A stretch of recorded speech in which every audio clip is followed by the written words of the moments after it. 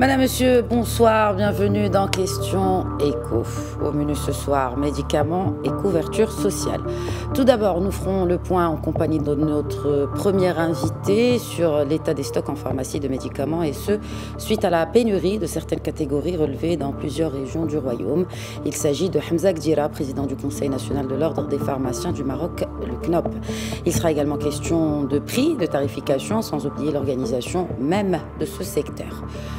Et puis, jeudi dernier, au Conseil du gouvernement, la généralisation de la couverture sociale. Deux lois, en l'occurrence, ont été discutées, à savoir la loi relative au régime de l'assurance maladie obligatoire de base, l'AMO, et celle régissant la retraite des catégories de professionnels, travailleurs indépendants et toute personne non salariée exerçant une activité libérale. Explication de ce modèle, quel montage financier en connaissant, bien sûr, les faiblesses de notre système de retraite et comment réussir ce chantier titanesque de la généralisation de la couverture médicale à tous les Marocains tels que voulu par le souverain. Réponse en compagnie d'Abdelghani Yomni, économiste et spécialiste des politiques publiques. Bienvenue à tous.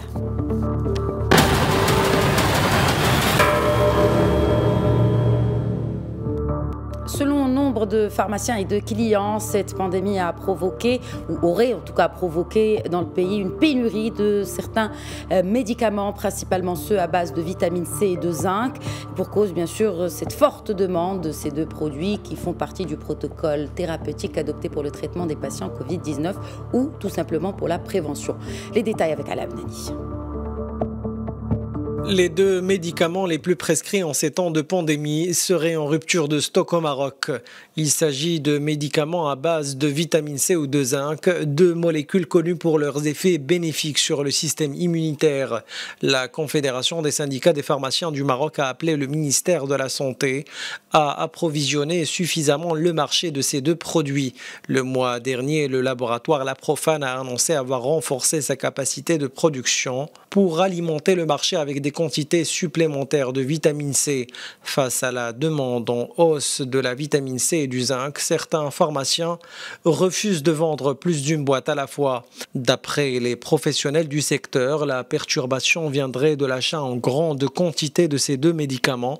Leurs ventes sont passées de 50 000 à 600 000 boîtes mensuellement. D'après une étude réalisée le mois dernier auprès de 719 pharmaciens exerçant dans tout le royaume, 91% d'entre eux ont constaté des perturbations d'approvisionnement en médicaments utilisés dans la prise en charge des cas de Covid-19.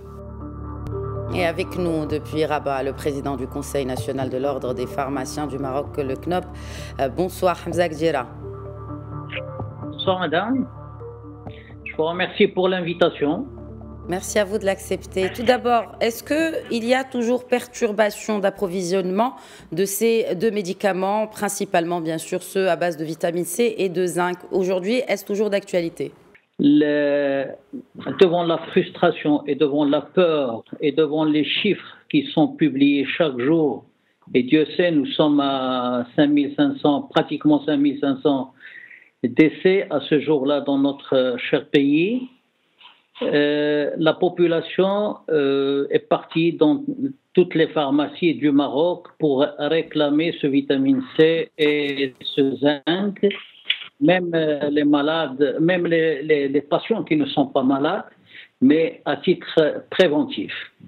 C'est pour cela que malheureusement, il y a eu cette perturbation en matière de vitamine C et de zinc. Nous avons demandé aux pharmaciens de donner la priorité aux malades Covid.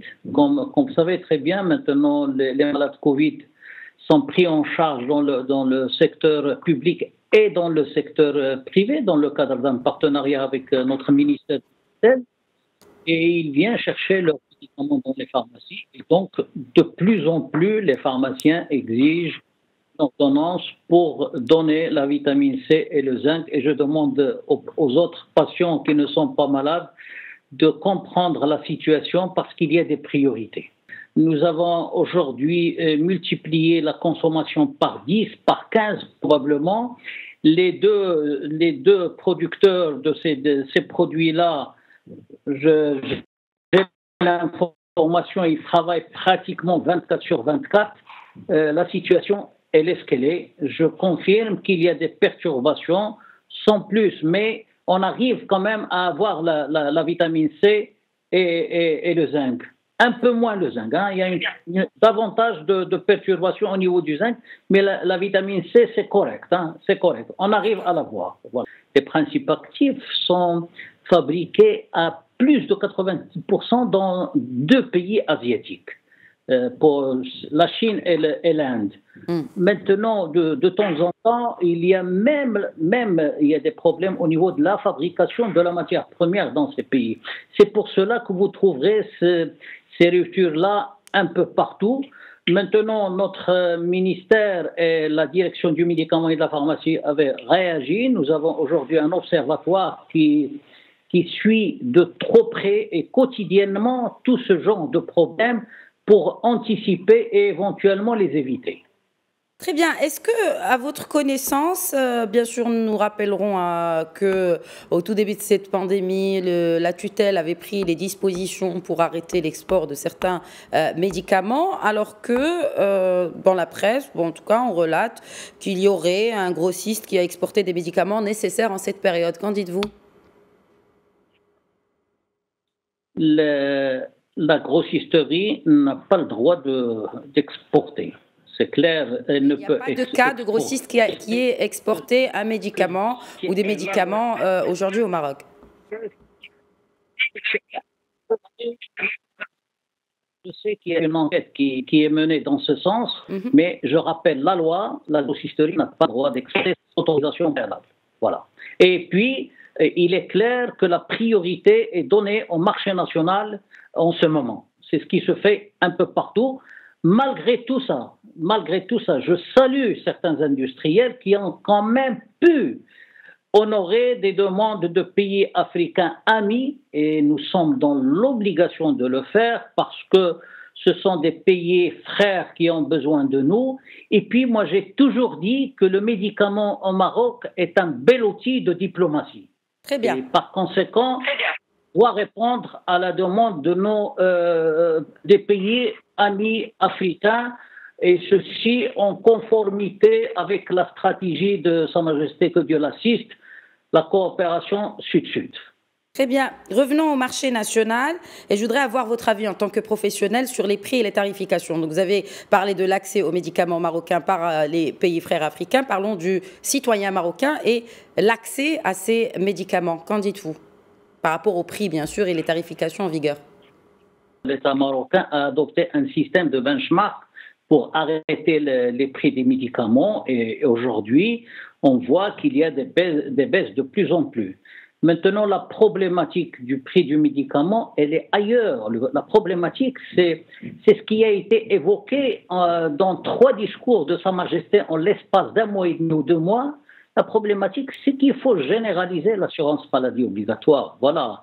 Et aujourd'hui, on remercie infiniment, tous les Marocains doivent remercier infiniment Sa Majesté parce qu'il a donné un délai, et donc d'ici le 31 décembre 2022, tous les Marocains disposeront d'une assurance maladie, et à ce moment-là, ils auront leurs médicaments sans problème. Avec notre deuxième invité, Hamza Gdira, je voudrais juste terminer avec vous rapidement sur une question par rapport à l'organisation du secteur des officines, et notamment par rapport au Conseil national de l'ordre des pharmaciens, donc de son organisation, de ce projet d'agence nationale du médicament et de visibilité par rapport à l'évolution des choses au sein même de votre conseil.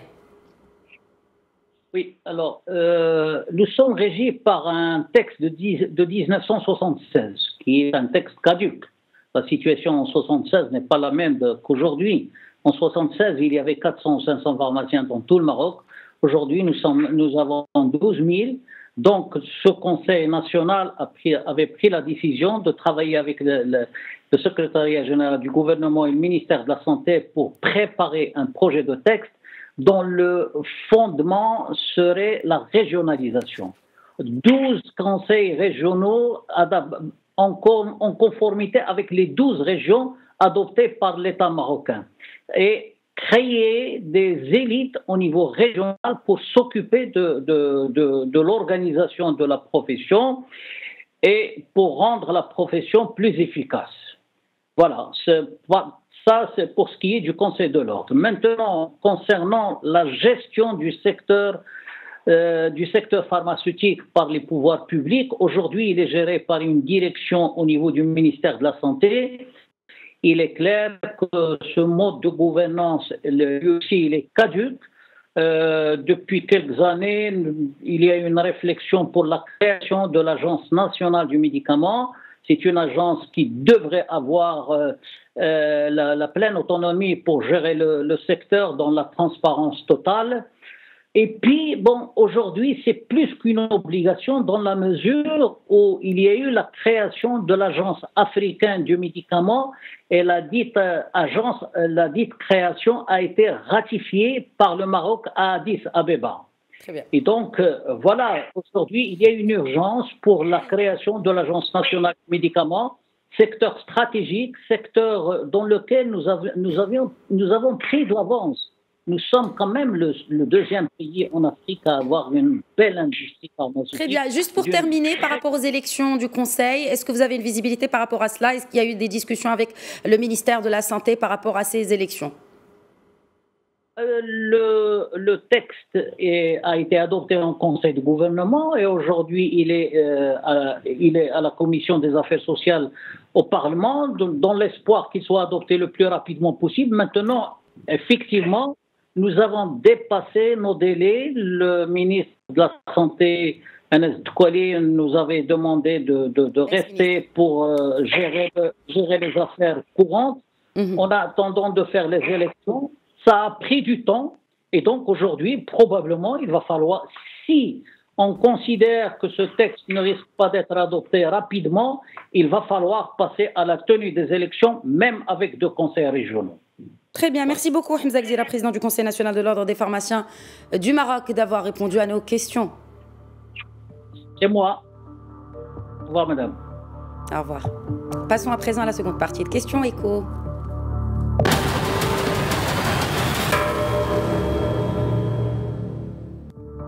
Le Conseil de gouvernement réuni jeudi dernier, 19 novembre, a approuvé un projet de décret portant application de certaines dispositions de loi relatives notamment à ce code des assurances et également aux retraites, dans le cadre bien sûr de la mise en place d'un régime de retraite au profit des catégories des professionnels, des travailleurs indépendants et des non-salariés qui exercent une activité libérale. Les détails dans ce récit de Ala Benanis. Le dossier qui traîne depuis plus de 2 ans semble avancer aujourd'hui à grands pas. Les discussions sur l'AMO et la retraite des indépendants ont fait l'objet d'examinations profondes jeudi dernier lors du Conseil du gouvernement. La loi en question stipule que le montant de la cotisation due à la CNSS au titre du régime des pensions est déterminé sur la base du revenu forfaitaire et d'un taux de cotisation fixé par voie réglementaire. Tout retard de versement des cotisations donne lieu, cela dit, à une majoration. Pour ce qui est de la pension vieillesse, l'âge est fixé à 65 ans. Le décret approuvé par le Conseil du gouvernement ne concerne pas les architectes. Leur cas fera l'objet d'une réunion ultérieure. D'après le ministère du Travail, le projet du régime des retraites des indépendants vise plus de 5 millions de travailleurs, en plus de leurs ayants droit, ce qui permettra de faire bénéficier un total de près de 11 millions de Marocains. Rappelons que lors du 21e anniversaire de l'accession au trône, le souverain a lancé un chantier relatif à la couverture sociale qui fera bénéficier tous les Marocains d'ici 2025. Et pour en discuter, nous joignons depuis Casablanca Abderni Youmni, économiste et spécialiste des politiques publiques. Bonsoir Abderni Youmni. Bonsoir Madame Khadija Hassan. Tout d'abord, parlons de l'état actuel des choses, de la couverture médicale de ces travailleurs indépendants et professions libérales. Est-ce qu'on parle ici de toutes ces professions? Est-ce que cette loi-là couvre justement l'ensemble des professions? Bien sûr, comme cela a été cité par mon collègue, les architectes ne sont pas concernés, mais là, nous parlons de tout le monde, les notaires, les médecins, les pharmaciens. On vient d'avoir d'ailleurs le représentant du Conseil national de l'ordre des pharmaciens. Bref, donc tout ce monde-là est concerné par ces projets de loi. Alors, c'est assez complexe et pas très clair parce que on parle de 5 millions de personnes. C'est un projet qui date de 2016 parce qu'il a été promulgué en 2017, le 23 juin. Après, on parle aussi de la loi 98-15 qui se devait d'être inclusive et d'inclure plus de 5 millions de personnes travaillant dans le secteur indépendant. Bon, il y a des salariés des personnes qui sont très faciles à entrer dans les statistiques, comme les médecins, comme le personnel de santé, comme les promoteurs immobiliers. Mais après, il y a les artisans parce qu'ils sont souvent dans le secteur informel. Et du coup, inclure 30% de la population marocaine dans l'AMO avec cette loi, ça semble complexe parce qu'il y a des gens qui vont payer, parce que c'est pas seulement basé sur un financement par la solidarité, mais c'est un financement participatif basé sur les cotisations qui étaient estimées à 6,37% du revenu, un revenu aussi estimatif. Et du coup, on ne sait pas. Bon, il y a des gens qui sont bancarisés, qui vont être cotisés. Maintenant, les gens qui vont pas cotiser, on ne sait pas comment appliquer les amendes et puis comment les amener à financer. Je pense que le projet du registre social unifié et peut-être l'accélération de la bancarisation pourra améliorer les choses, mais on aura toujours des personnes, des brebis galeuses qui vont refuser, et ça va déséquilibrer ce système qui normalement doit être basé sur les cotisations. Ça, c'est principal. Exact. Justement, parce que en ce qui concerne en tout cas les artisans, juste après les commerçants, parce que finalement, la tutelle et les différents syndicats des commerçants se sont mis d'accord sur un modèle de cotisation, ou ce que l'on appelle maintenant communément le CPU, et les artisans, en tout cas ce projet viendrait juste après celui des commerçants. Mais je voudrais m'arrêter justement sur ce terme que vous avez utilisé par rapport aux brebis galeuses. Est-ce que vous pensez que certaines catégories professionnelles ne se sentiraient pas concernées, ne sont pas vraiment très chauds, n'est-ce pas, pour cotiser pour leur retraite ou encore une fois pour cette assurance maladie obligatoire ? C'est assez complexe parce que au Maroc, nous n'avons pas eu une éducation à l'impôt et aussi les cotisations, et beaucoup de personnes confondent impôts et cotisations. Alors les cotisations, normalement, assurent une partie des 5 risques sociaux, alors que l'impôt, c'est pour le fonctionnement des services publics. On puisse justement mener à terme, ou à bien en tout cas, ce chantier titanesque de la généralisation de la couverture sociale et médicale dans notre pays. Le Maroc, c'est 34 millions d'habitants. C'est 26 millions de personnes de la population active entre 15 et 60 ans. C'est seulement 3,5 millions d'affiliés à la CNSS qui existent sur le plan d'identité sociale, d'identifiant social et qui cotisent. Donc, dans le privé, nous avons seulement 900 000 personnes. Je crois que pour réussir cette réforme, il faudrait amener un maximum de personnes. Il faut élargir l'assiette fiscale, élargir l'assiette de cotisation pour qu'on puisse garder les équilibres. Parce que n'importe quel système de protection sociale, il repose sur 2 choses, sur des recettes aussi et sur des emplois, c'est-à-dire recettes et des dépenses. Si on n'arrive pas à cet équilibre, on aura toujours des déficits, on aura le même problème qu'on a aujourd'hui avec la caisse de retraite des fonctionnaires, qui est aujourd'hui presque en faillite et qui le sera de manière effective en 2027. Je pense que le plaidoyer de Sa Majesté le Roi est très généreux, mais il faudrait qu'il faut une formation. Alors ça nécessite 2 choses. Ça nécessite une réforme fiscale accélérée et rapide. Il faut faire une réforme fiscale parce qu'on ne peut pas faire une protection sociale généralisée si on ne modifie pas, si on ne passe pas à l'impôt progressif, c'est-à-dire une réforme fiscale sur le capital, une réforme fiscale sur la propriété, une réforme fiscale sur la l'impôt, sur la fortune aussi. Bien sûr, parce qu'aujourd'hui, vous savez que 75% de l'impôt sur le revenu au Maroc est payé par les salariés. Et c'est pour ça que les salariés, quand il y a eu le 1,5% de contribution solidaire, ils ont refusé parce qu'ils trouvent qu'on a un système d'impôt qui est injuste, qui impose, si vous voulez, qui demande plus aux salariés de contribuer et pas suffisamment au capital et pas suffisamment aux rentiers. Si nous ne sommes pas courageux pour faire une vraie réforme fiscale accélérée, on ne pourra pas mener à bien ce plaidoyer royal pour une protection sociale généralisée. Et pour la généralisation aussi de l'AMO, il y a un autre challenge, celui de la donnée. Vous avez cité tout à l'heure un point très important, celui du registre social unifié. Finalement, ce chantier-là ne pourrait commencer, selon vous, que si ce RSU est mis en place et, en tout cas, en marche. Moi, j'y suis vraiment très attaché parce que ce RSU, ça va être l'ADN social du citoyen. Pourquoi? Parce qu'il est algorithmique, c'est-à-dire ça va nous permettre de contrôler un petit peu d'abord la situation des ménages, le nombre d'enfants, le nombre de pièces, les propriétés, les rentrées d'argent. Et je pense qu'il faut aussi, avec le RSU, il faut accélérer la bancarisation des Marocains parce que nous avons vraiment des enjeux aussi pour l'avenir, Madame Khadija Ihsan. C'est que le Maroc est un pays qui est vieillissant. C'est-à-dire que aujourd'hui, nous avons un dividende démographique parce qu'on a beaucoup de jeunes. Mais en 2040, nous allons avoir 25% de nos citoyens qui ont plus de 60 ans. Et puis en 2060, nous allons avoir 387% de progression. C'est-à-dire nous allons avoir 50% des Marocains qui ont plus de 60 ans. Moi, franchement, j'ai un autre plaidoyer. En plus, c'est qu'il faudrait qu'on milite pour le 3e enfant dans les familles marocaines et on milite aussi pour une aide à la classe moyenne au niveau de l'éducation pour qu'elle soit encouragée d'abord à faire des enfants, ce 3e enfant, et c'est aussi un plaidoyer pour le mariage. Parce que nous avons vraiment une vraie crise aujourd'hui de démariage et on sera une société vieillissante alors qu'on était une société très jeune. Et ça, c'est vraiment un enjeu d'avenir. Et c'est lié à la protection sociale parce que plus une société vieillit, plus les dépenses de santé vont augmenter et plus les dépenses d'aide aussi vont augmenter, d'allocation. Absolument. Un dernier mot sur cette allocation, sur ce système d'indemnisation pour perte d'emploi, professeur Youmni, vraiment pour clore cette discussion. Alors pour clore, moi je suis très favorable, mais regardez les chiffres, ça concerne seulement 900 000 salariés du privé.